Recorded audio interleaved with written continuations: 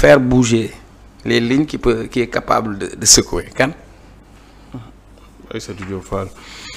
Aïcha on y va Cheikh Omar Talla Cheikh Omar.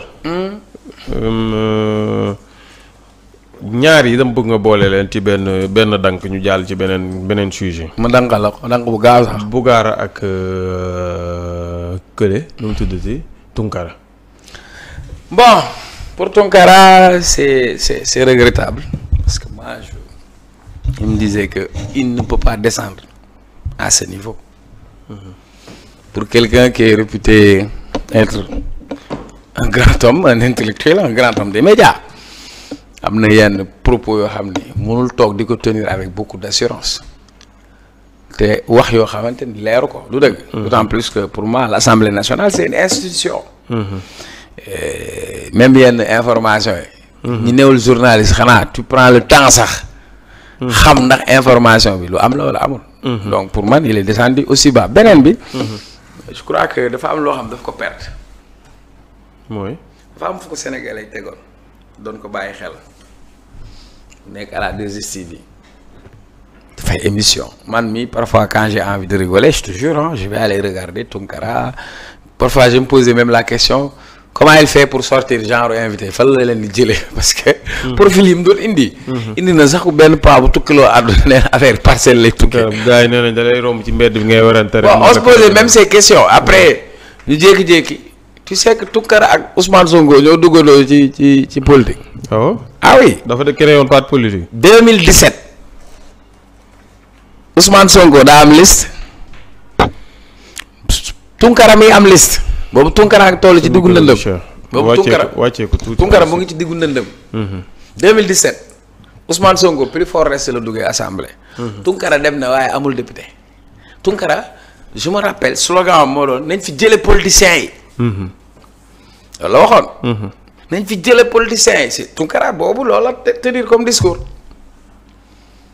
après on se retrouve Tunkara comme par enchantement il se retrouve conseiller de Macky Sall. Tunkara devient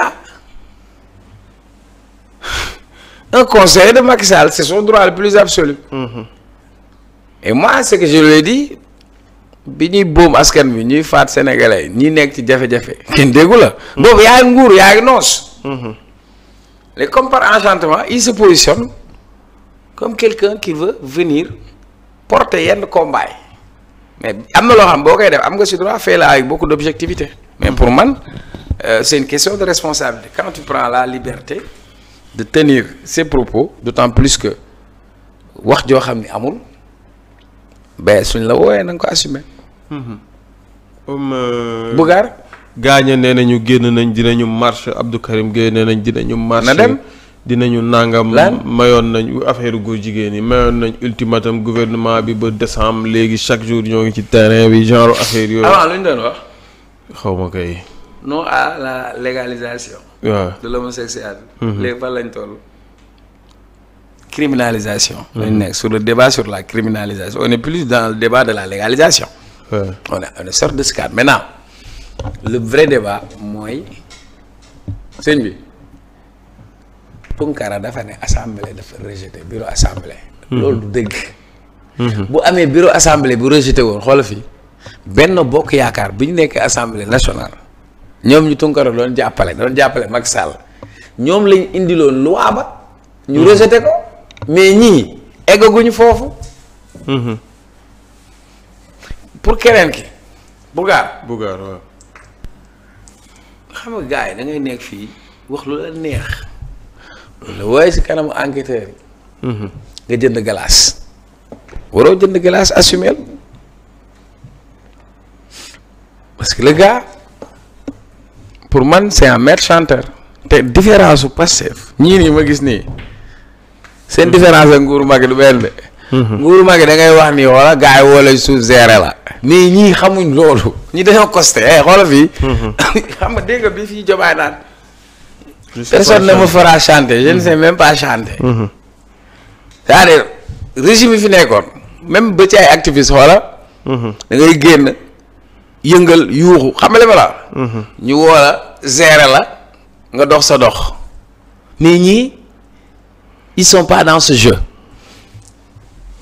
waa ji nee na il se réclame coalition Diomaye président yow mii yaa ëpp waa ji yaa ko ëpp bayre billaay wallaay yow lañ gën a xam. yaa ko ëpp mbooloo.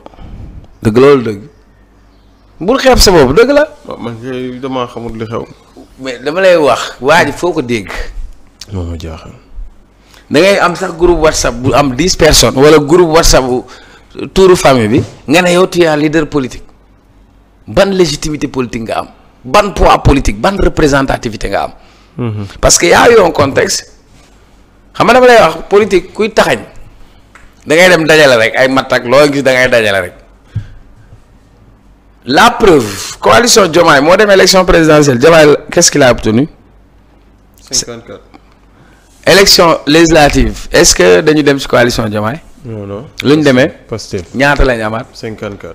kon quel est le poids des alliés alors on doit se poser cette question benn ñaareel bi dafa am ñoo xam ne ay xuusmaa ñàpp lañ ñii ay ŋarale lañ ŋarale mooy da ngay capp tànk bi capp fi xool fu affaire yi jéng xam.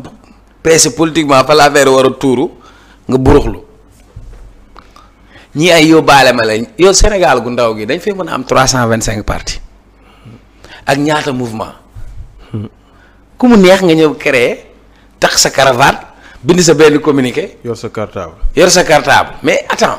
lijjanti benn émission. léegi lan moo fi indi coow li yëpp parce que dafa am ñoo xam ni conception bi ñu am ci pouvoir mooy bay seddoo. prébande poste nañ ma casé naa bokk. maanaam jiitaluñu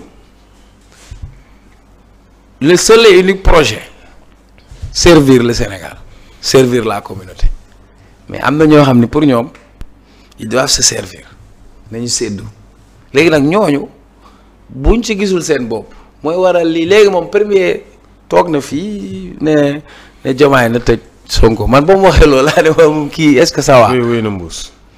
mais bii encore comment on peut utiliser la question de la Casamance pour man est-ce que tu sais que man je suis amoureux de la Casamance. J'ai envie d'aller en Casamance de visiter toute la Casamance parce que pour tout ce qu'elle représente pour le Sénégal. On va y aller ensemble. Inch'Allah. Inch'Allah. Il faut que ñu dem Casamance. Cap Skirring xam nga. et puis lu muy remplir au Sénégal mais historiquement.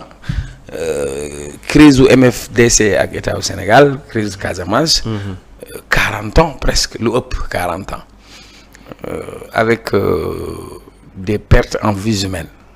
ci boor yëpp des familles disloquées des populations déplacées. des mines antipersonnelles enfouies. des balles qui tonnent. du sang qui a coulé. et je crois que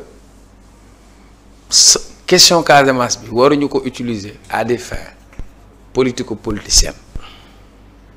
L'armée joue son rôle et pour man ma position elle est simple. L'intégrité territoriale du Sénégal est non négociable. La Casamance est sénégalaise.